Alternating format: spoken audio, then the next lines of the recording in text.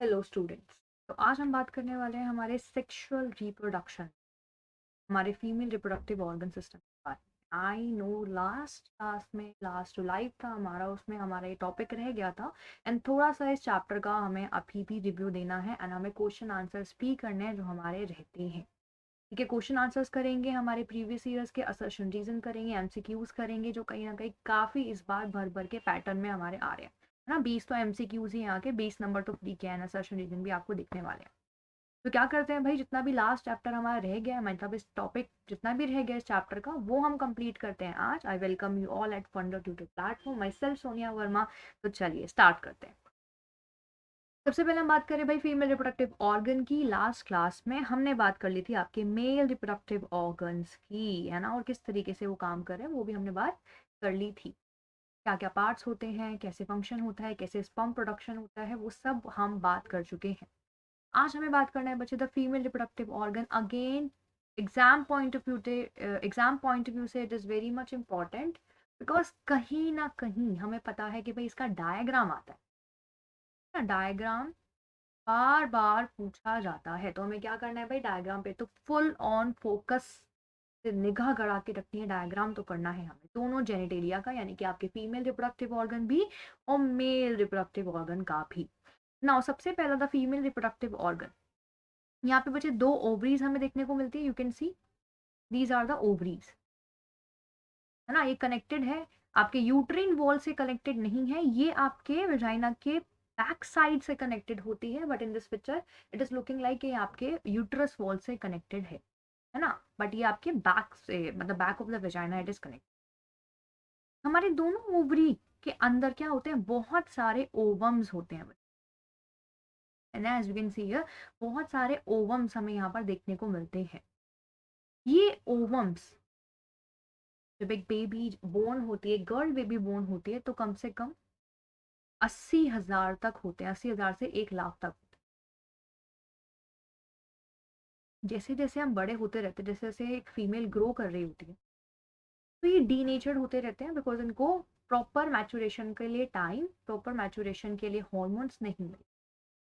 Whenever the puberty hits to a female body, जैसे ही आप adolescence as में आ गए हो, अब ये 80,000 से 1 लाख तक जो ओवम है, जो कहीं कुछ अभी गिर के सपोज 50,000 या 40,000 रह गए होंगे, they will start preparing their self and they will start maturing themselves. फिर ये मेच्योर होना स्टार्ट करें, बिकॉज प्यूबर्टी जस्ट हिट करी। ये नहीं बोलूंगी कि डी नेचर नहीं होते रहते, डी नेचर भी होते रहेंगे, उस टाइम भी डी नेचर आपको देखने को मिलेगा। यानी कि कुछ ओवम्स अभी भी ऐसे होंगे जो बिना यूज किए ही आपके बॉडी से बाहर एज अ वेस्ट रिमूव हो जाएंगे, डी नेचर्ड हो जाएंगे। फिर कुछ ही ओवम्स ऐसे होंगे एक फीमेल बॉडी में जिनको पार्टिसिपेट करने का मौका मिलेगा इन द रिप्रोडक्टिव सिस्टम। बाकी rest will D नेचर्ड from the female body, है ना। इसका बहुत बड़ा रिपरकशन ये है, यानी कि नुकसान ये है कि एक फीमेल बॉडी के पास एक लिमिटेड एग सेट है ना। एक टाइम के बाद तो ये ओवम खत्म हो जाएंगे, because it is continuously denaturing too. And साथ ही साथ में क्या हो रहा है भाई, मैच्योर भी हो रहे हैं, आगे हम यूज भी कर रहे हैं हर मंथ। तो क्या होगा, यहाँ पर लिमिटेड है, तो एक टाइम पे एक उनका लाइफ में ऐसा स्टेज आने वाला है फीमेल बॉडी में, जहाँ बच्चे they will lack this egg cells. और उस कंडीशन में हम क्या बोलेंगे कि now the female is not reproductive at all. तो यही होता है कि फीमेल की, जो फीमेल्स होती हैं उनकी reproductive cycle is for a limited period, but for the mails it is for a unlimited period, because उनमें ऐसा कोई स्टोरेज सिस्टम नहीं है, स्टोरेज मैकेनिज्म सिस्टम नहीं है, as you are seeing in the females. तो यहाँ में आपने क्या देखा कि दो ओवरीज के सेट हैं, उन ओवरीज में बचपन से ही till the time the girl is born, तब से ही बहुत सारे एग स्टोर होते हैं, मिलियंस में। आते आते आते इट विल कन्वर्टेड टू कुछ थाउजेंड्स में, इन थाउजेंड्स में से फिर it will converted to very few eggs will survive, and ये आपके मेंस्ट्रुअल साइकिल में कहीं ना कहीं रोल प्ले करेंगे, ये आपके सेक्सुअल साइकिल में कहीं ना कहीं रोल प्ले करेंगे, प्रेगनेंसी में रोल प्ले करेंगे। फिर उसके बाद आफ्टर सम टाइम, जिसमें हम बोलते हैं कि हाँ भाई आफ्टर 40s और आफ्टर 50s, अब एग सेल जो है हमारे खत्म हो जाएंगे, एंड दैट कंडीशन हम आगे बात करेंगे उसे क्या कहते हैं। ठीक है बच्चे, तो यहाँ पर हमने पढ़ा कि लिमिटेड है। अब सपोज मैंने कहा अब चलो लिमिट है उसको साइड में हटा दो, हमें क्या देखना है कि अब ये जो एक्सेल है, मैंने कहा भाई प्यूबर्टी आ चुकी है, now the girl is in her teenage, है ना, टीनेज में है भाई लड़की।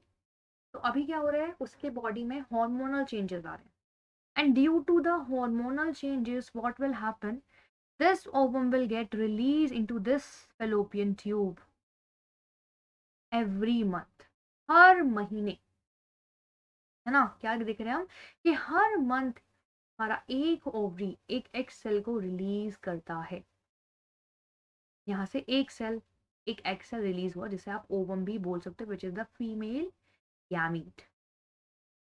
जैसे ही रिलीज हुआ इस प्रोसेस को हम बोलते हैं ovulation. What you call this बच्चे, ovulation, the removal, not the removal but the production of the ovum from the ovary, it's called ovulation। Ovary को, ओवरी की लेयर्स को हम पस्ट करके कहीं ना कहीं ओव्यूलेशन करवाते हैं। In higher studies in 12th class you will get to know, अगर आप आगे बायो लेते हो तो ये प्रोसेस कैसे चलती है। बट अभी के लिए इतना कि ओवम रिलीज हो रहा है, the releasing of ovum from the ovary, it's called ovulation. जैसे ही ओव्यूलेशन हुआ, ओव्यूलेशन कहाँ गया, आपके ओवी डक्ट में। तो देखो ओवरी को कौन सी डक्ट ले रही है, ओवम को कौन सी डक्ट रिसीव कर रही है, ओवी डक्ट रिसीव कर रही है ना। जैसे कि मैंने कहा था कि पोलन ग्रेन के लिए पोलन ट्यूब बन रही है ना, मेरे लिए मेरी गाड़ी है, तो वैसी सेम चीज है ओवम के लिए वो ओविडक्ट उसका एक रास्ता है, उसकी एक गाड़ी है। अब यहाँ पर वो सिर्फ it is like a pipe like structure, इसे हम फेलोपियन ट्यूब के नाम से भी जानते हैं, फेलोपियन ट्यूब। तो दोनों चीज हमें मिल गई, एक हमने बोला कि it is a fallopian tube, एक हमने बोला it is a oviduct. Egg यहाँ से रिलीज होने के बाद यहाँ पर गया, देन फिर उसके बाद सपोज अब एग बच्चे यहाँ आ गया, और मैंने कहा कि भाई यहाँ पर फर्टिलाइजेशन भी हो गई। क्या बोला मैंने, फर्टिलाइजेशन भी हो गई। कहाँ पर, सपोज यहाँ पर मेरा एग था बच्चे, एंड यहाँ से बॉडी में स्पर्म की एंट्री भी हो गई है। Now what will happen at this site, यानी कि फेलोपियन ट्यूब में ही, बहुत इंपॉर्टेंट साइट है आपकी फेलोपियन ट्यूब, और काफी बार इस पे क्वेश्चन भी आता है, ठीक है जी। So this is the fallopian tube, और यहाँ पर क्या हो गया बच्चे, फर्टिलाइजेशन हो गया, यानी कि भरत मिलाप हो चुका है किसका, आपके स्पर्म और आपके ओवम का। तो क्या हुआ यहाँ पर, fertilisation will happen and only in the fallopian tube. तो अगर क्वेश्चन आता है कि what is the site of the fertilisation, and that is the oviduct और अ फेलोपियन ट्यूब। साइट क्या है, कहाँ पर होता है, वो ओविडक्ट में ही होता है। तो यहाँ पर हमारा फर्टिलाइजेशन हुआ। फर्टिलाइजेशन क्या है, वही the mating of a sperm and the ovum together so that they can form a zygote. अभी जाइगोट बन गया है भाई। अब ये जाइगोट धीरे धीरे करके आगे जाएगा, और आगे जाने के बाद ये आ गया है हमारे यूट्रस में। कहाँ आ गया बच्चे, it will come inside the uterus, ये हमारा यूट्रस है, यूट्रस में आ गया। यूट्रस में दिस कैविटी जहाँ पर एक बेबी बोर्न होता है फॉर 9 मंथ्स, 2 महीने तक का, यू कैन से एक बेबी को इस छोटे से एरिया में सरवाइव करना पड़ता है, वुम्ब में सरवाइव करना पड़ता है, जैसे हिंदी में माँ की कोख बोलते हैं, उस कोख में सरवाइव करना पड़ता है for 9 months. And that 9 month in scientific language called the gestation period. तो क्या बोलते हैं हम इसको, gestation period, gestation period. And this gestation period, अब आप मुझे कमेंट करके बताएंगे क्या ये सिर्फ 9 महीने का ही होता है, या it can very in different species. So this is your homework, आपको बताना है कि क्या गेस्टेशन पीरियड सिर्फ 9 मंथ्स तक का ही होता है, और is it possible to see the gestation period of 7 month, 8 month, और maybe 9.5 month. So this is your homework, go and research for. Okay, अब देखो भाई, गेस्टेशन यानी कि यहाँ पर बेबी जो है रहने वाला है, उसको हम कहते हैं यूट्रस, एंड जो बीच वाला part that's called womb, womb यानी कि कोक।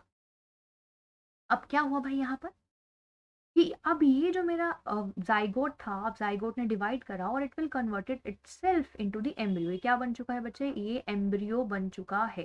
जाइगोट जैसे ही डिवीजन करता है तो उसको हम एम्ब्रियो ने, अब हम उसको जाइगोट ना बोलकर क्या बोल देते हैं, एम्ब्रियो बोल देते हैं।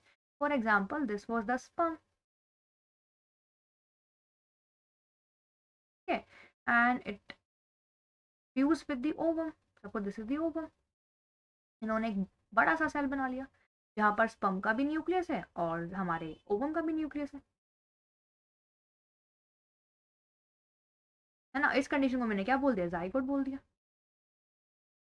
जाइगोट है क्या, जहाँ पर मेरा स्पर्म एंड ओवम दोनों के न्यूक्लियस आपस में मिलकर एक new you can say chromosome का सेट बना रहे हैं, जिसको हम 2n बोलेंगे। क्या है ये हमारे लिए, 2n है। ये n था, it is haploid in nature. ये n था, it is haploid in nature. दोनों आपस में मिल गए, it will become diploid in nature. दो बन गए हैं ना, एक से भले दो, 1 + 1 मेक्स 2, दैट्स जाइगोट।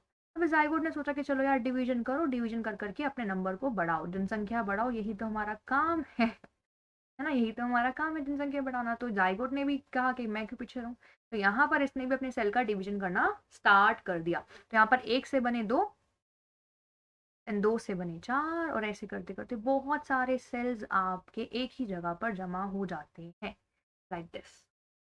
बट जैसे ही एक सेल से दो सेल बनता है, तो उसके बाद से है ना, एक सेल से जितने भी अब सेल्स बनेंगे, पूरा जो बेबी बनेगा, उसे हम क्या बोलेंगे बच्चे, we will call it embryo, no longer zygote. Zygote सिर्फ एक सेल है, zygote is a single celled cell. जैसे ही उसमें दो सेल हो जाएंगे, 4, 5, 6, 10, 50, 1000 जितने भी, it will become a embryo. हम उसे क्या कहेंगे, एम्ब्रियो कहेंगे।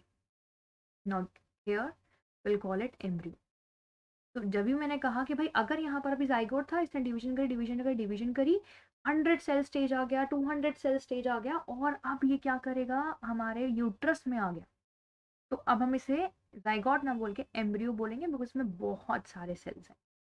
ठीक है, नाउ दिस एम्ब्रियो ये क्या करेगा, ये अपने लिए रहने की जगह ढूंढेगा। अगर आप कहीं बाहर निकले हैं, है ना, आप क्या ढूंढोगे भाई, रहने के लिए जगह मिल जाए, खाने के लिए खाना मिल जाए, और टाइम पास करने के लिए फ़ोन मिल जाए। बट हम फ़ोन तो देखो वूम में नहीं प्रोवाइड करवा सकते, तो यहाँ पर हमें क्या दे रहे हैं, हम क्या दे रहे हैं, बस यहाँ पर हम खाना और शेल्टर दे रहे हैं। अब वो कहाँ से मिलेगा, ऑब्वियसली बात है, वुम्ब है, तो कहीं ना कहीं एक पूरा का पूरा घर हमें जो मिलने वाला है, वो है आपका वुम्ब कोक, जो आपके एक वाटर पाउच में होता है, जिसे हम कहते हैं बेबी पाउच।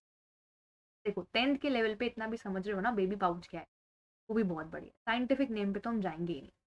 इस बेबी पाउच के अंदर एक फ्लूइड होता है, अभी आपको फ्लूइड ही लर्न करना है। वैसे it is a amniotic fluid. उस फ्लूइड में काफी ज्यादा सेल्स होते हैं बेबी के। तो हमने क्या बोला कि भैया बेबी एक पाउच में रहने वाला है, लाइक दिस। आगे मैं दिखाऊंगी उसकी पिक्चर आप। इसी पाउच में वो बड़ा होता रहेगा, बड़ा होता रहेगा, एंड फाइनली वो एक फीटस में कन्वर्ट हो जाएगा। तो आपका एम्ब्रियो जब बेबी की तरह दिखने लगे, बट क्योंकि वो आउटसाइड द बॉडी नहीं है, तो हम उसे बेबी ना बोलकर क्या बोलते हैं, वी कॉल्ड इट फीटस। हम उसे फीटस बोलते हैं। तो फीटस क्या है, जब 5 मंथ से ज्यादा, या 5 to 3 मंथ से ज्यादा भी अगर हम बोल सकते हैं, बिकॉज हार्ट आ जाता है, तो 3 to 5 मंथ्स है ना, 5 ना लिख के क्या लिखेंगे, 3 to 5 मंथ्स जो अब बेबी है, it will be a foetus. उसको क्या बोलेंगे, अब हम फीटस बोलने वाले हैं। 3 to 5 मंथ्स वाला it will be a foetus, not a embryo anymore. तो हमने 3 स्टेजेस देखी बच्चे, पहले zygote, embryo, and third one is the foetus. Foetus के बाद जो पहला कदम या पहली चीज जो हम इस दुनिया में देखने वाले हैं, that will be a baby only, है ना। जैसे एक बेबी आउटसाइड द अदर बाहर आता है, या फिर हम डिलीवरी आउट बोल सकते हैं, पार्चुरेशन बोल सकते हैं साइंटिफिकली, तो वो कहीं ना कहीं वो हमारे लिए बेबी है। That was the first time this baby come in this cruel world, है ना। तो काफ़ी फैसिनेटिंग सा है, एंड काफ़ी like you can say sensitive सा टॉपिक है, जहाँ पर हमें पढ़ना है कि भाई ये पूरी प्रोसेस हो कैसे रही है। अगर पढ़ने के बिहाफ पे लेंगे तो बहुत बढ़िया है, बट अगर फालतू का दिमाग चलाएंगे तो बहुत ही बेकार है ना। तो कूड़ा कचरा तो हम निकाल के ही फेंक दे इस चैप्टर के लिए। तो पढ़ने आए हो तो ढंग से पढ़ना। अब देखो यहाँ क्या हुआ भाई, अब फाइनली जो बेबी है हमारा, ये बेबी अपना घर ढूंढने वाला है, एंड ही वांट्स या शी वांट्स कि उसको घर मिल जाए।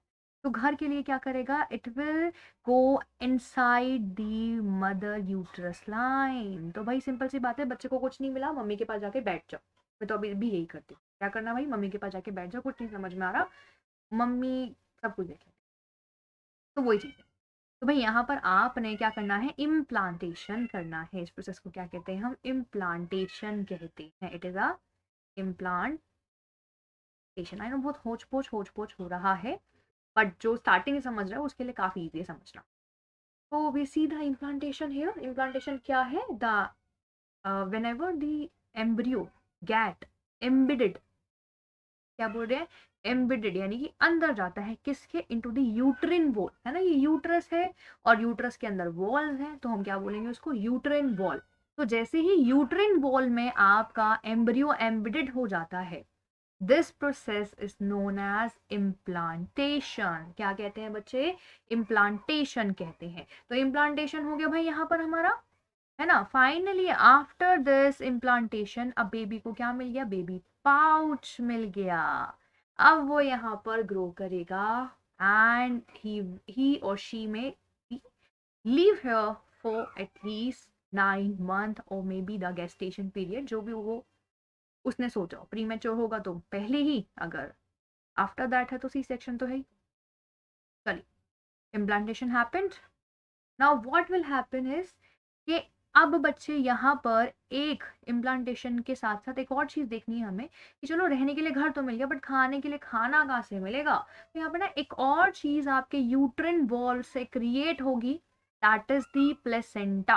व्हाट इज क्या क्रिएट होगा भाई? प्लेसेंटा क्रिएट होगा। तो प्लेसेंटा क्या है? प्लेसेंटा इज द थिंग जो कहीं ना कहीं हमें खाना देगी। अब हमें घर तो मिल गया, हमें खाना चाहिए, है ना। तो खाने के लिए भाई यहाँ पर एक कनेक्टिविटी जो है क्रिएट होगी, एक कनेक्टिव लिंक जो है क्रिएट होगा between a mom and a baby, that's called the placenta. We called it the placenta. तो वो हमारे लिए क्या है भाई? प्लेसेंटा है। प्लेसेंटा के बारे में हम आगे भी शायद पढ़ें। ठीक है, तो अभी के लिए बस इतना कि भाई प्लेसेंटा से उसको सारा खाना मिलेगा। अब यहाँ पर वो ग्रो हो रहा है, सब चीज कर रहा है, हमने पूरे के पूरे पार्ट्स भी पढ़ लिए। सपोज भी इसको खाना भी मिल गया, रहने के लिए जगह भी मिल गई, मैं फोन तो प्रोवाइड नहीं करवा सकती बिकॉज तुम्हारी तरह वो नालायक नहीं होगा, है ना। अभी तो उसको दुनिया से दूर रखते हैं। तो यहाँ पर वो बड़े आराम से 9 मंथ्स तक अपना ग्रोथ देखेगा। पहले आपका हार्ट बनेगा, ब्रेन बनेगा, देन धीरे धीरे करके आपके सारे लिम्फ्स आएंगे। Then after 5 months what will happen? Hairs will come on the baby, है ना। मैंने पूरा एक डॉक्यूमेंट्री देखा इसके ऊपर कि बेबी एक्चुअल में कैसे ग्रो करता है। तो कभी अगर मन करा तो डेफिनेटली हम उस पर भी वीडियो बनाते हैं, बट अभी के लिए क्योंकि वन शॉट है तो वही हमें जल्दी करना है ना। तो यहाँ पर क्या देखा हमने कि now finally the baby will developed hair. Now after developing, after the gestation period, what will happen? अभी भी तो जानना है। तो अब क्या होगा भाई? अब यहाँ पर जो नेक्स्ट पार्ट है आपके फीमेल रिप्रोडक्टिव ऑर्गन का, क्या कहते हैं हम उसे? We called it, now this part जहां से बेबी बाहर आने वाला है ना, the star gate for the baby, that is the birth canal. क्या कहते हैं बच्चे उसे? हम we call it birth canal. यहाँ पर लिखेंगे हम birth canal which is the star gate for your baby. तो बर्थ कैनाल हो गया यहाँ पर। Now this birth canal is consist of two things. First is the vagina and second is the cervical plus cervical, जिसे आप cervix भी बोल सकते हैं। तो vagina plus cervix will makes together a birth canal, जहां से एक बेबी पार्चुरेट आउट होके, डिलीवर आउट होके फाइनली इस दुनिया में अपना फर्स्ट स्टेप रखता है। तो दैट्स द होल प्रोसेस बच्चे।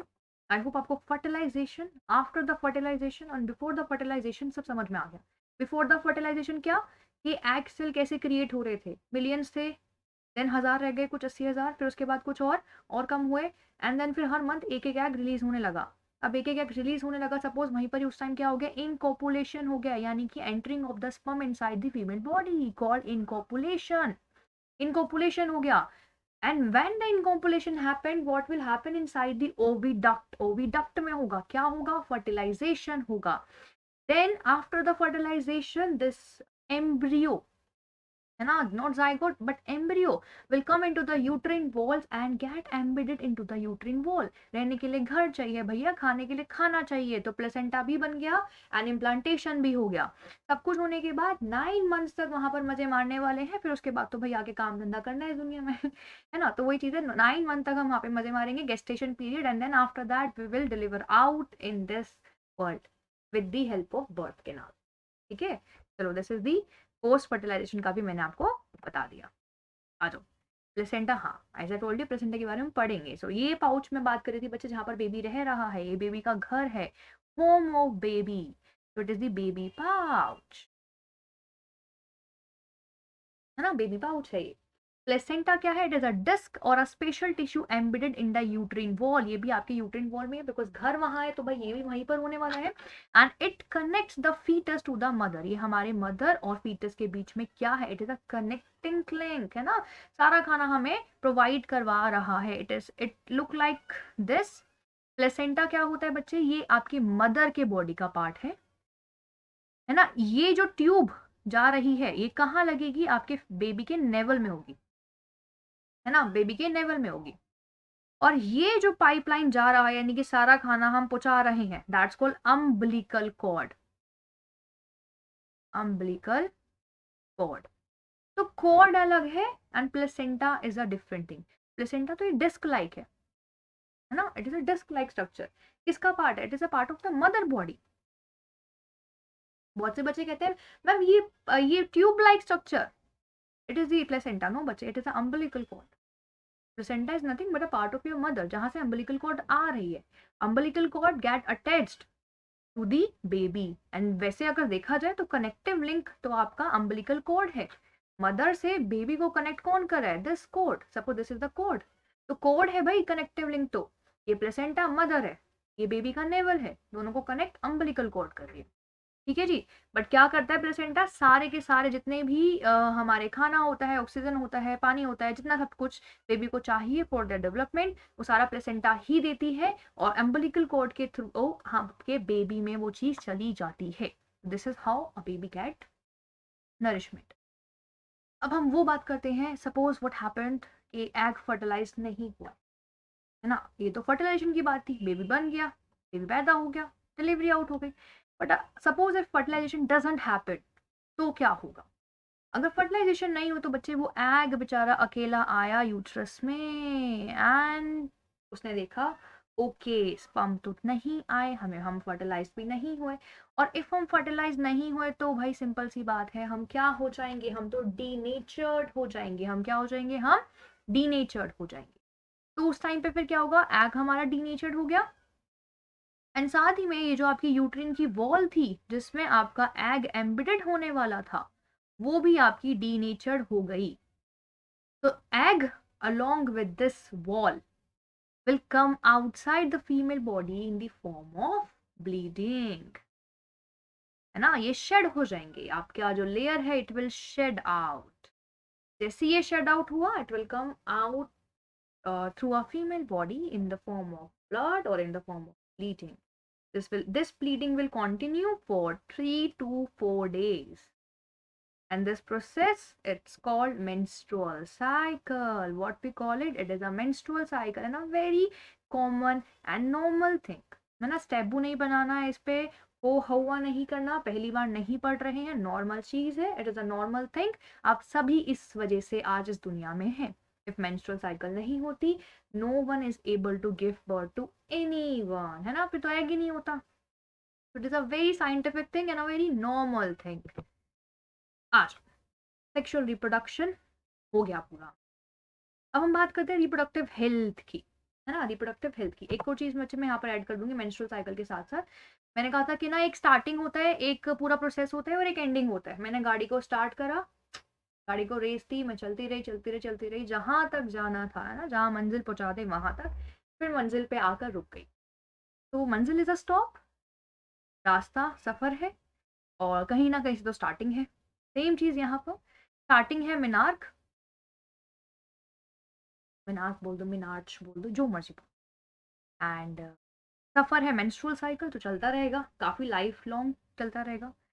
एंड फिर आएगा हमारे पास मेनोपोज। स्टॉप भी तो लगाना है क्योंकि फीमेल के पास तो लिमिटेड एग है। तो that is the menopause. Menopause happened after 40, in between 45 to 50 भी हो सकता है किसी किसी का।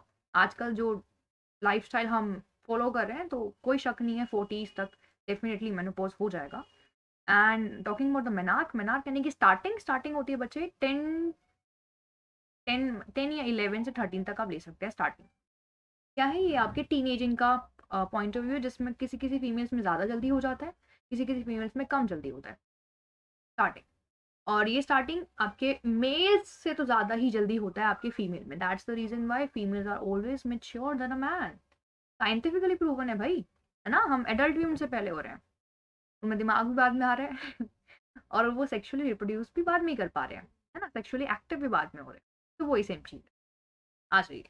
Now after this reproduction and everything, what happened is कभी कभी क्या होता है बच्चे कि हम ऐसी बहुत सारी चीज़ें देखते हैं, बहुत सारी डिसीजेस देखते हैं। फॉर एग्जाम्पल, मैं आज स्कूल गई, मेरे फ्रेंड को कोल्ड था, मैं स्कूल से वापस आई, मुझे भी कोल्ड था। मतलब हम साथ साथ तो थे, साथ में उसने अपना जुकाम भी मुझे दे दिया, चिपका दिया कि भाई ला इसे भी ले जा। क्या हुआ, ये ट्रांसफर हो गया, कम्युनिकेबल डिसीज थी। सिमिलरली रिप्रोडक्टिव हेल्थ में अगर हम देखें तो ऐसे बहुत सारे कम्युनिकेबल डिसीज होती है that spread via the sexual contact, by the sexual act। तो जितनी भी डिसीज आपकी सेक्सुअल एक्ट से होती है उनको हम क्या बोलते हैं, वी कॉल देम एसटीडीज। और हमें उनसे क्या करना है, सतर्क रहना है, बिकॉज बहुत सारी ऐसी होती है जो आपकी क्योर नहीं होती है, अनक्योरेबल होती है। For example H I V is not curable, है ना। तो सीधा भाई ना भगवान से ही मिलोगे जाकर अगर एच हो गया तो वही सेम चीज़ है। हमें क्या करना है, हमें इनको प्रिवेंट करना है, हमें एसटीडी से बच के रहना है, एसटीडीज को प्रिवेंट करना है। So these are the symptoms of your HIVs. देखिए symptoms, not HIV but sexually transmitted diseases, STDs. अब कैसे हम इससे बच सकते हैं, है ना, कैसे हम अवॉइड कर सकते हैं। तो we can only avoid the STDs with the help of the contraception method. Contraception method से हम एसटीडीज को अवॉइड कर सकते हैं, बट कौन से कॉन्ट्रासेप्शन मेथड से, तो उसके लिए जानना पड़ेगा कॉन्ट्रासेप्शन मेथड क्या है, मैम ने क्या बोल दिया ये। चलो, कभी कभी क्या होता है कि प्रेगनेंसी, हम चाहते हैं कि प्रेगनेंसी हो, इट वाज प्लान्ड, बट कभी कभी ऐसा होता है कि it is unwanted, we don't want any kind of pregnancy. तो in that case how can we stop it, with the help of contraception, है ना, we can avoid the pregnancy. तो ऐसे कॉन्ट्रासेप्शन का मतलब क्या है, प्रेगनेंसी को अवॉइड करना। अब ये बहुत तरीके से हो सकता है, it can be by orally, biologically कर सकते हो आप पिल्स खाकर, है ना, biologically. You can do it physically,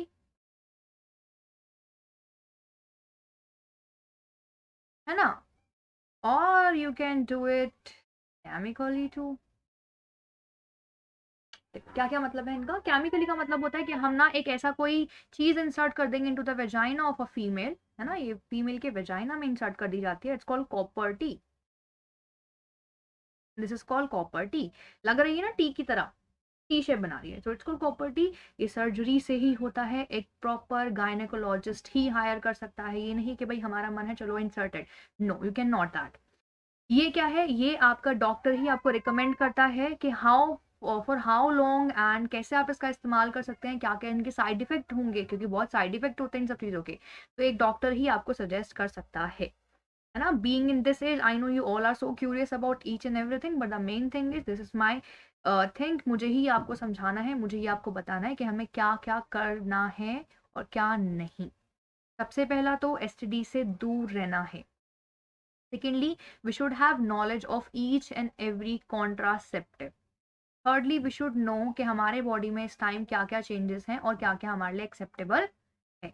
तो every changes right now currently that happening inside your body are acceptable. They are so normal.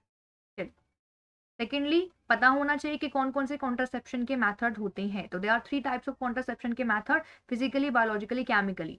Exam point of view से भी it is very much important to know about. Physically is the only method that can prevent the STDs, बाकी कोई method आपका STD prevent नहीं करता भैया, ठीक है। तो physical method is the best method. तो अगर पूछा जाए कि कौन सा method is the best method that can prevent the STDs, is called physical method. Physical method में you actually give the barrier, है ना, हम एक बैरियर क्रिएट कर देते हैं between the male reproductive organ और a female reproductive organ. So अगर बैरियर है which mean that sperm is not going inside the female body and if it is not going inside the female body, which means कि simple सी बात है, उनके body से फालतू के जर्म्स भी एक फीमेल बॉडी में नहीं एंटर करेंगे. It can be vice versa too. क्या पता एक फीमेल को एसटीडीज हो, राइट. तो एक मेल सिर्फ फिजिकली कॉन्टेक्ट से ही, मतलब फिजिकली कॉन्ट्रासेप्शन मेथड से ही उससे प्रिवेंट कर सकता है. Second method is biological method in which a female have to eat this pills. कैसे खाते हैं, कैसे नहीं खाते, क्या होता है, क्या नहीं होता, no need to think about it, because हमारे सिलेबस में नहीं है. 10th क्लास में हम इतना नहीं पढ़ते हैं. हम बेसिकली क्या देख रहे हैं भाई, यहाँ पर आपकी एक सहेली होती है पिल्स, माला एम, माला डी, ये सब चीजें आपको पता होनी चाहिए. बस एक आदि हम याद रखेंगे, एक निरोध होती है ना, जो गवर्नमेंट ही आपको प्रोवाइड करवाती है, वो हमें लर्न करनी है, उससे ज्यादा हमें लर्न नहीं करना है. तो यहाँ पर आ गया Saheli, Nirodh and Mala D and Mala M. आप दो लर्न कर लेना, Saheli and Nirodh, because it is government prescribed. तो इस ओरल पिल से क्या होता है बच्चे, आपके बॉडी के जो हॉर्मोन्स है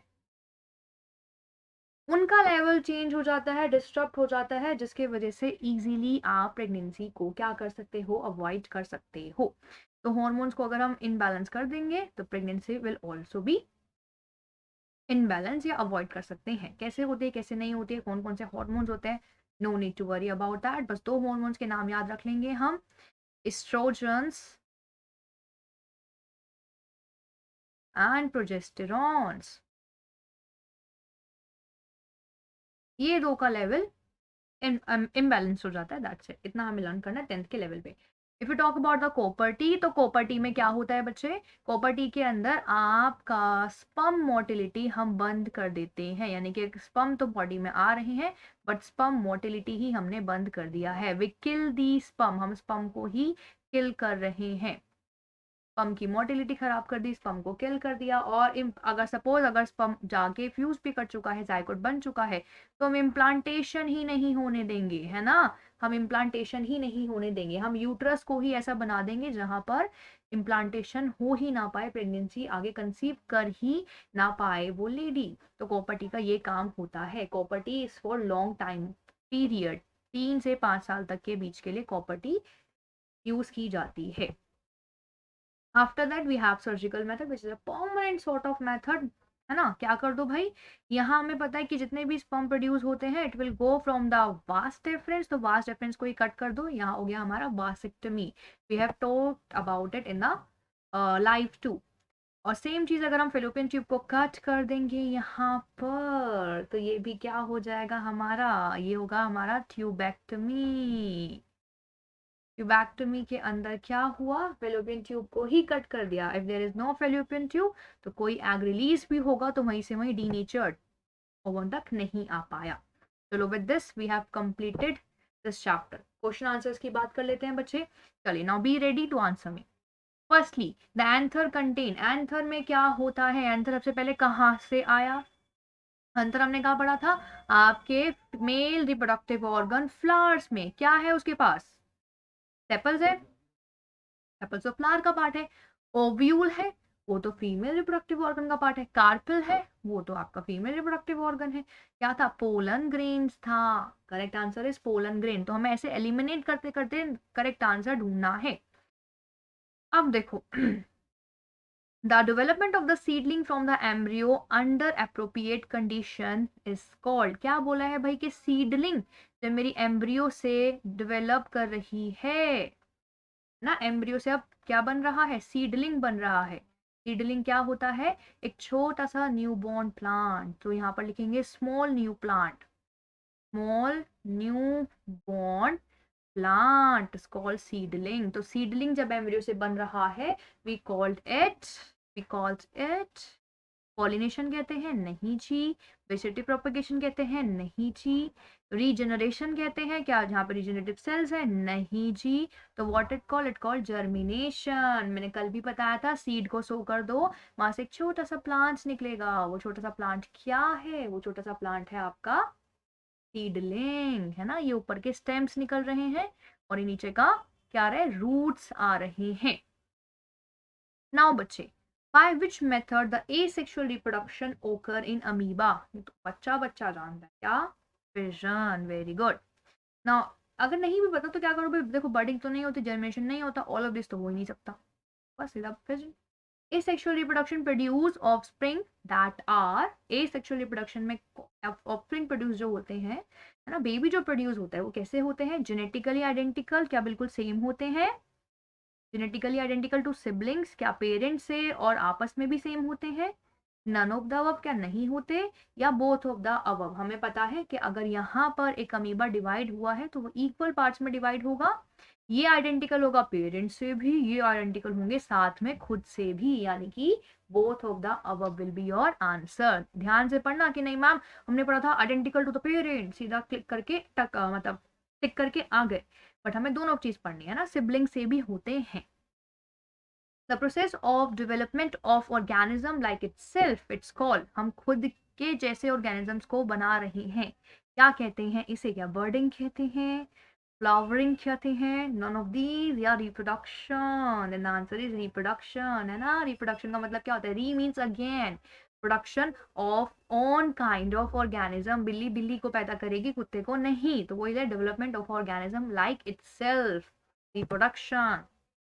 oral contraceptive, important questions, oral contraceptive prevent what, क्या प्रिवेंट करती है, फर्टिलाइजेशन, ओव्यूलेशन, इम्प्लांटेशन और entrance of the sperm in the vagina, क्या ये स्पर्म को रोक लेगी आने से, फिजिकल मेथड तो नहीं है, बैरियर तो नहीं है, तो आएंगे भाई। क्या ओव्यूलेशन को ओवरी को सीधा मना कर देगी भाई, ओव्यूम को ओवम को बाहर मत रिलीज आउट करो, तो भाई ऐसा उसने तो कुछ किया ही नहीं हमारे हॉर्मोन्स के साथ, because ovulation depends on hormones, और हॉर्मोन्स तो आपका किस पे डिपेंड करता है, ओरल पिल्स पे। हाँ जी, तो हाँ यहाँ पर क्या है आपका ओव्यूलेशन, आई थॉट मैंने यहाँ पर कॉपर टी पढ़ा, बट कॉपर टी आपका इम्प्लांटेशन रोकता है और ओरल पिल आपका ओव्यूलेशन रोकता है। तो अगर if there is no ovulation happening inside the female body, है ना, ओरल पिल्स का मतलब ही क्या है कि आप अपने बॉडी के हॉर्मोनल्स को बैलेंस को इम्बैलेंस कर लो इतना ज्यादा कि ओवम ही बाहर ना आए, और अगर ओवम बाहर नहीं आ रहा है तो सिंपल सी बात है क्या नहीं होगा, फर्टिलाइजेशन कभी होगी ही नहीं। बट फर्स्टली क्या नहीं करवा रहा है भाई, ओव्यूलेशन को बंद करवा रहा है, तो second is the correct answer. The budding and the fission are processes used by, budding and fission कौन कौन यूज कर रहा है, डायोशियस स्पीशीज कर रही हैं क्या, डायोशियस का मतलब क्या होता है, एक ऐसी स्पीशीज जिसके पास सिर्फ एक ही टाइप का सेक्स ऑर्गन प्रेजेंट है, अगर एंथर है तो एंथर, अगर स्टिग्मा है तो आई मीन कार्पेल है तो कार्पेल, तो क्या डायोशियस करते हैं, या फिर हर्मेफ्रोडाइट करते हैं जिनमें एक ही जगह पर दोनों चीजें प्रेजेंट है, हर्मेफ्रोडाइट यानी कि बायसेक्सुअल, डायोशियस मतलब यूनिसेक्सुअल, या हर्मेफ्रोडाइट कर रहे हैं। थर्ड दे रखा है organism requiring new gene combination for each generation, क्या ऑर्गेनिज्म को कॉम्बिनेशन देखना, देखो कॉम्बिनेशन यहाँ तो देखने को मिलेगा ही नहीं बर्डिंग और फ्यूजन के अंदर, है ना। एसेक्सुअली रिप्रोड्यूसिंग स्पीशीज, ये हमें बिल्कुल करेक्ट लगा आंसर कि भाई जो एसेक्सुअल रिप्रोड्यूस करता है स्पीशीज वो आपका बर्डिंग एंड फिजन इस्तेमाल करते हैं, क्योंकि ये हमारा एसेक्सुअल टाइप के पार्ट्स हैं। अब डायोशियस हो हर्मेफ्रोडाइट हो हमें उससे क्या लेना, है ना। हाइड्रा चाहे एसेक्सुअल मतलब है तो सिंगल पेरेंट्स ना, अब वो चाहे उसके पास वो बाइसेक्सुअल हो या फिर वो यूनिसेक्सुअल हो, how does will it gonna impact on the breeding, किस पे इम्पैक्ट करेगा, या अमीबा किस पे इम्पैक्ट करेगा, तो ये तो हमें फर्क ही नहीं पड़ता जेंडर से, है ना, we are not gender biased, we are we believe in equality, तो वो चीज है यहाँ पर। आ जाओ, menstrual cycle is generally of 21, 38, 40 और या 28, यस इट्स 28 डेज, अभी बताया मैंने मेंस्ट्रुअल साइकिल के बारे में। Vegetative reproduction in sweet potato is done by, okay ये हमने बात भी की थी, स्वीट पोटैटो में कहाँ से होता है, रूट से होता है, कुछ चीजें लर्न करनी पड़ेगी, है ना, रूट से होता है। In mammals the testis lie in the scrotal sac, due to, scrotal sac में क्यों लाई कर रही है, ऐसा क्या है, बिकॉज उसको कम टेम्परेचर चाहिए होता है, तो देखो भाई कहाँ लिखा है वो कम temperature, required low temperature for spermatogenesis, spermatogenesis का मतलब क्या होता है, sperm production, formation of sperm ना, स्पर्म को बनाना, formation of sperm called spermatogenesis. चलिए बच्चे, now let's talk about the assertion and reason. एक बार डायरेक्शन पढ़ लेते हैं एंड देन हमारा चैप्टर में खत्म। ओके, नाउ यहाँ पर दे रखा है हमारे पास in the following question statement दे रखी है, एक दे रखा है असर्शन और उसका दे रखा है बी बाद में आर रीजन। ऑप्शन ए है, सॉरी, ऑप्शन ए है जहां हमारे दोनों चीजें करेक्ट है और आर यानी कि रीजन हमारा सच में एक्सप्लेनेशन है असर्शन का। बी पार्ट है कि दोनों चीज करेक्ट है but the main thing is कि वो उसका करेक्ट रीजन नहीं है। सी में एक करेक्ट है एक फॉल्स है, डी में एक करेक्ट है एक फॉल्स है और ई में दोनों ही फॉल्स हैं। तो हमें 5 ऑप्शन यहाँ पर मिल रहे हैं कि सारे गलत हैं, एक गलत एक सही, एक गलत एक सही, सी एंड डी। ये तो इजी पड़ गया। ए वाले पार्ट में कंफ्यूजन बड़ी आती है, दोनों सही तो लग रहे हैं मैम बट क्या वो उसका रीजन है या फिर नहीं। तो इसकी ट्रिक भी हमने आउट की है यूट्यूब पे, go and check that out, है ना। और यहाँ पर अभी उस ट्रिक को लगा भी लेते हैं। ट्रिक मैंने क्या बताई थी कि भाई देख लो कि क्या आपका असर्शन और रीजन दोनों सेम पेज पे लाई कर रहे हैं या फिर नहीं। अगर सेम पेज पे लाई कर रहे हैं तो डेफिनेटली वो है उसका ए आंसर, अगर नहीं लाई करे तो B will be the answer. पढ़ते हैं एक बार, क्वेश्चन से समझते हैं। DNA copying is necessary during reproduction. बिल्कुल, रिप्रोडक्शन में हम चाहते हैं कि डीएनए कॉपी करे, सिंपल सी बात है। अगर डीएनए कॉपी नहीं होगा तो ऑर्गेनिज्म के अंदर 23 पेयर के सेट कैसे आएंगे, चाहे ए सेक्शुअल हो चाहे आपका सेक्शुअली हो। फिर यहाँ पर क्या दे रखा है reason, DNA copying leads to transmission of character from parents to offspring, है ना। तो क्यों चाहते हैं हम डीएनए कॉपी करना, क्यों चाहते हैं, ताकि हमारे जितने भी करेक्टर्स हैं, जितने भी ट्रेड्स हैं वो पेरेंट से ऑफस्प्रिंग में आ जाए, सारे क्रोमोसोम आ जाए। तो क्या दोनों सेम पेज पे लाई कर रहे हैं, are these two line on a same page. कि डीएनए कॉपी हमारे रिप्रोडक्शन में जरूरी इसलिए है क्योंकि बिकॉज डीएनए कॉपिंग क्या करती है, हमारे करेक्टर को पेरेंट से ऑफस्प्रिंग में लाती है। बिल्कुल सही बैठ रहे हैं भाई, सेम पेज पे ही लाई कर रहे हैं। तो यानी कि both are same, A will be the correct answer for your first part, है ना। ऐसे करेंगे, दोनों क्या सेम पेज पे लाई कर रहे हैं, लग रहे हैं दोनों सेम रीजन है। पहले फर्स्ट का समझो मतलब, फिर सेकंड का समझो मतलब, फिर दोनों को कंबाइंड कर दो एंड देन समझो कि क्या इसका रीजन हो सकता है। इफ यस तो यस, ऑब्वियसली यस, ए वाला पार्ट। सेकंड में sexual reproduction increasing genetic diversity. Sexual reproduction आपका जेनेटिक डाइवर्सिटीज को बढ़ाता है and plays a role in origin of new species. क्या ये करेक्ट स्टेटमेंट है कि सेक्सुअल रिप्रोडक्शन आपके जेनेटिक डाइवर्सिटी यानी कि चेंजेस, वेराइटीज को बढ़ाता है और एक न्यू स्पीशीज को बनवाता है। बिल्कुल correct. Variation are always and always subject to sexual reproduction, है ना। फिर यहाँ पर रीजन क्या दे रखा है इसका, sexual reproduction involve formation of gamete and fusion of gamete. तो ये जो वेरिएशन आ रही है कब आती है, क्योंकि मैंने आपको एग्जांपल भी दिया था कि 2 बुक है भाई, दोनों बुक से मुझे एक नोट्स बनाने हैं, तो डेफिनेटली कुछ ना कुछ तो मैनिपुलेशन होगा, दोनों बुक से बनाने हैं। बट अगर सिंपल एक ही बुक है तो सीधा टिप दूंगी, अब मैं क्या यहाँ से कुछ लूँ और एक न्यू कॉम्बिनेशन बनाऊँ। तो अगर 2 गैमिट्स है तो यहाँ से कुछ एंड यहाँ से कुछ, बट अगर एक ही गैमिट है तो सीधा कॉपी कर दिया, है ना। तो अगर 2 गैमिट्स है, 2 गैमिट का फ्यूजन हो रहा है तो एक न्यू सेट तो बनना ही है और उसी न्यू सेट से क्या आ रहा है, वेरिएशन आ रहा है। यानी कि ये दोनों सिचुएशन भी एक पेज पे लाई कर रहे हैं। Your A answer would be the correct answer. Assertion है an embryo is formed from fertilised egg. क्या एम्ब्रियो फर्टिलाइज्ड एग से बनता है, ये बिल्कुल पूछने की बात है, ये तो बिल्कुल करेक्ट है ना, बिल्कुल करेक्ट है। हमारा एम्ब्रियो फर्टिलाइज्ड एग से ही बनता है। देन सेकंड चीज देखिए यहाँ पर reason, a monocot embryo comprises of the embryonal axis with 2 cotyledons। अरे ये तो बताना रह गया, मोनोकोट क्या होता है, डाइकोट क्या होता है। देखो, मोनोकोट का मतलब होता है जिसमें एक ही कॉटिलेडोन हो, मोनो मतलब सिंगल, कॉट मतलब कॉटिलेडोन। तो वैसे ही पता चल गया भाई ये तो गलत है। डाई मतलब 2 और कॉट मतलब कॉटिलेडोन, तो यहाँ पर 2 कॉटिलेडोन्स होने वाले हैं। तो इसने बोला कि मोनोकोट में क्या 2 कॉटिलेडोन्स होते हैं, देन रीजन इज रॉन्ग। तो हमारा कौन सा पार्ट सही होगा, A is true but the reason is false, C इसका आंसर है ना। इजी होता है असर्शन रीजन अगर चैप्टर की नॉलेज हमें पूरी हो तो। आओ असर्शन दे रखा है the scrotum is present outside the abdominal cavity, हाँ जी बिल्कुल correct. It stores sperm which require lower temperature than the body. क्या ये सही रीजन है कि स्क्रोटम में रहते हैं आपके टेस्टिस? बिल्कुल. और स्पर्म कहीं ना कहीं कम टेम्परेचर चाहते हैं अपनी बॉडी के लिए, तो क्या ये भी करेक्ट है? बिल्कुल. क्या ये दोनों बन सकते हैं, एक पेज पे लाई कर सकते हैं कि भाई मेरे स्पर्म को हम स्क्रोटल बैग में, आई मीन टेस्टीज को हम स्क्रोटल बैग में रख रहे हैं बिकॉज स्पर्म को कम टेम्परेचर चाहिए. ये तो बिल्कुल सही बैठ गया. तो ये भी क्या है हमारा? ए है. सिंपल सी बात है, असर्शन भी करेक्ट, रीजन भी करेक्ट. इंडिविजुअली स्टडी कर लिया, दोनों को देखो कि क्या एक रीजन बैठ रहा है इसका, ये तो बिल्कुल बैठ रहा है. एंड दैट मीन्स के answer is a. assertion is the vagina is also called birth canal. हाँ बिल्कुल, अभी पढ़ा हमने, पढ़ा ना, वजाइना को बर्थ कैनाल बोलते हैं.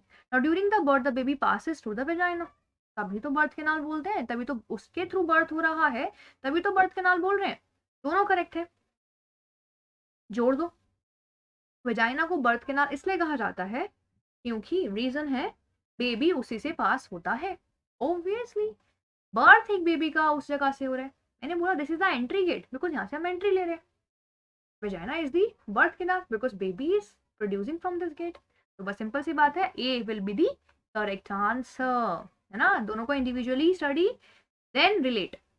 सेम पेज पे लाई कर रहे हैं, करेक्ट. नहीं करे तो नहीं. असर्शन क्या दे रखा है? Individual produce by asexual reproduction, उनको हम क्लोन्स कहते हैं. बिल्कुल सही बात है. They are known as clone because they are genetically identical. ये भी करेक्ट बात है कि क्लोन क्यों बोल रहे हैं, क्योंकि वो जेनेटिकली आइडेंटिकल है.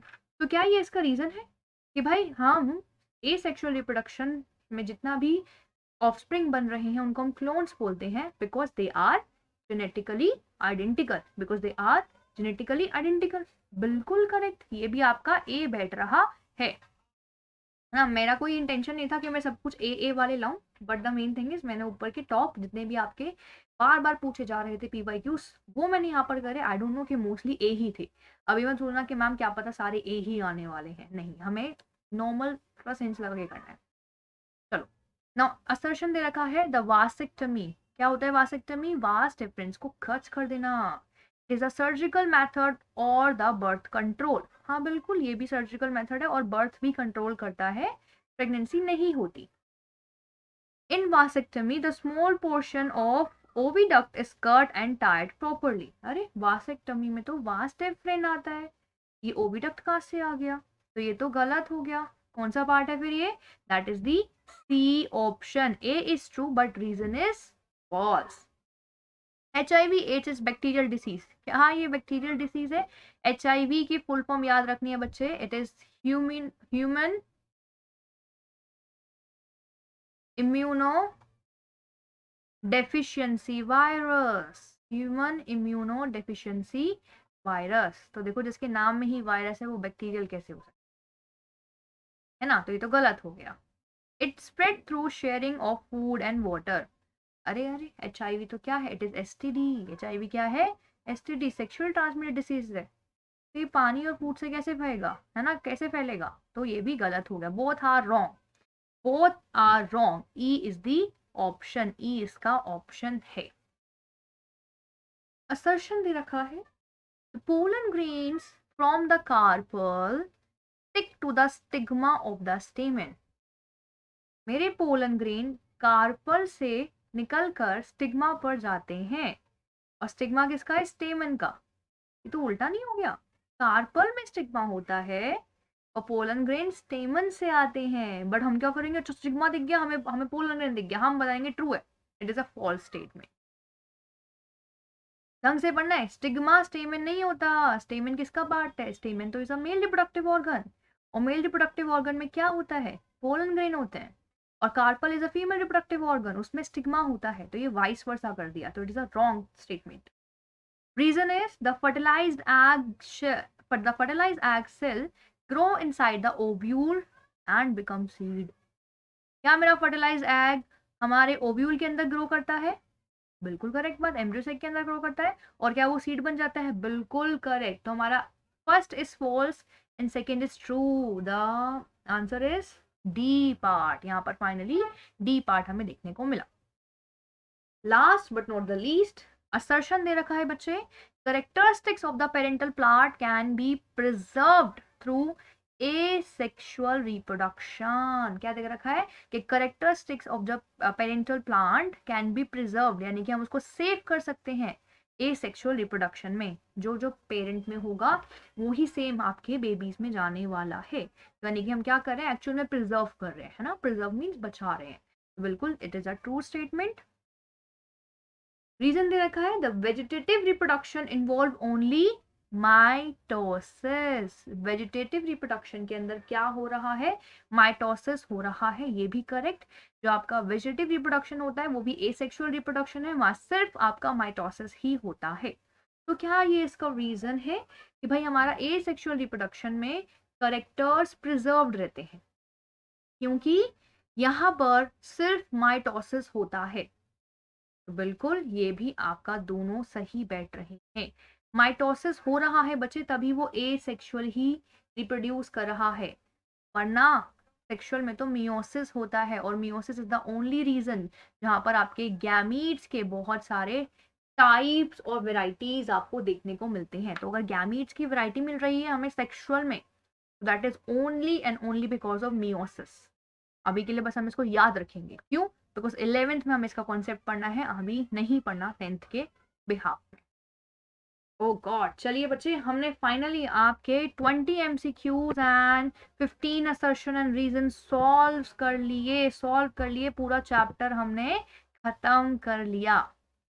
ओके, तो take care, all the best and wish you good luck. ऐसे ही पढ़ते रहिए, हमारी हर MWF में लाइव आने वाले हैं हम भाई, यहाँ पर आपके चैप्टर्स के साथ साथ क्वेश्चन आंसर्स भी हम करने वाले हैं। तो see you all 6 o'clock on Monday, है ना, आ जाना वहां पर विथ योर डाउट्स, कुछ भी है कमेंट सेक्शन में ही पूछ सकते हो। I am checking your all comments, तो वहां पर भी हम बात कर सकते हैं। चलिए बच्चे, take care all, have a nice day and bye.